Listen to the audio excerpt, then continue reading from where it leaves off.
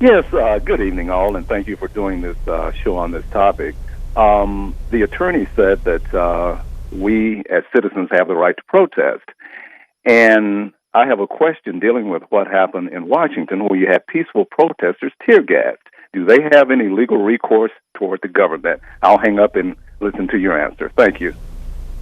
Thank you. That's a great question. And so a lot of times when we see violations of civil rights, we are actually talking about these topics where someone has actually been physically harmed by the government. And so if they had a legal right to be where they were, which I think most people would say that they were, it was before curfew, and the government offensively did take action against them, and they can prove that they had some damages, then yes, there is a lawsuit that they can file under 42 U.S.C. 1983 for their civil rights violation.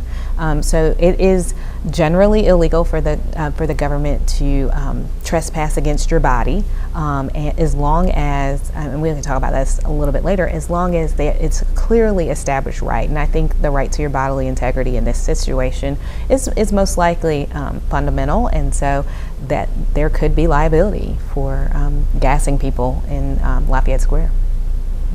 All right, thank you very much for your call. So let's talk about if you feel like you have been unfairly targeted and discriminated against. Where do you begin? How do you have your voice heard?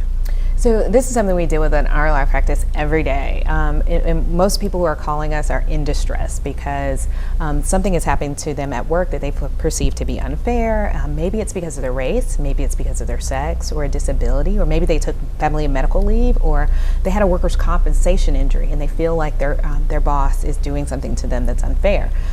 If you have a claim of discrimination, the first thing you need to understand is these are very time-limited lawsuits that you file, and we have to get to the EEOC within 180 days of the violation. So if a person has discriminated against you based on your race, your sex, your religion, your national origin, or your disability, or your age, you need to get to the EEOC really quickly. And most lawyers in town who do this kind of work in our office, we will write an EEOC charge for you so you can get your claims before the EEOC in a way that they can understand. And then after that, we can file a lawsuit. But you have to stay with the EEOC for at least 6 months, but you've got to get to the EEOC before 180 days. So let's talk about the EEOC, what it is, and really that those claims are not very difficult to file with the EEOC. But you got to do it within the 180 days. Tell us what the EEOC is, where it's at here in Birmingham, and how you get in touch with it. So the EEOC is right in the kind of the South Side 5 Points area of Birmingham, and they're a federal agency, and their job is actually to investigate workplace discrimination. That's all they do there. They handle cases that are involving race discrimination, sex discrimination, disability, genetic information discrimination, as well as a few other like equal pay type, age type discrimination. If you feel as though you have been discriminated, your first stop is the EEOC. I cannot file a lawsuit for you for gender discrimination or disability discrimination in federal court unless you've first gone to the EEOC. And you only have 180 days. Now, but what's important about the EEOC is that you have to file.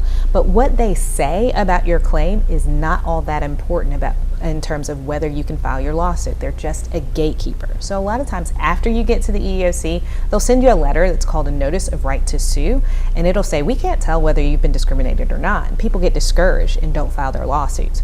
99% of the cases that I see, the employee has gotten that letter, and we file lawsuits for those people. Carrie, and what about, and we've heard this in our office before, people who say, listen, this is going on at work, I think it's wrong, but they'll fire me if I file something with the EEOC. Talk to us about that. They might. Full transparency, right? Yeah, it happens a lot. I will be honest with you.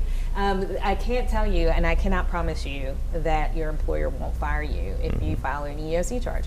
I have to tell you that you gotta file an EEOC charge, and oftentimes you have to, it's also important that you report discrimination at work. But the law does protect people who have been the victims of discrimination, who report that discrimination. And so I always tell people it's not always about the party, it's about the after party. Sometimes your underlying claim of discrimination may not be as well founded as you think it is, but the reaction to that claim is often far more disproportionate to what you have done. And that is where your damages actually start to grow, is in the termination. And so unfortunately, I have to advise everybody that you have to report it.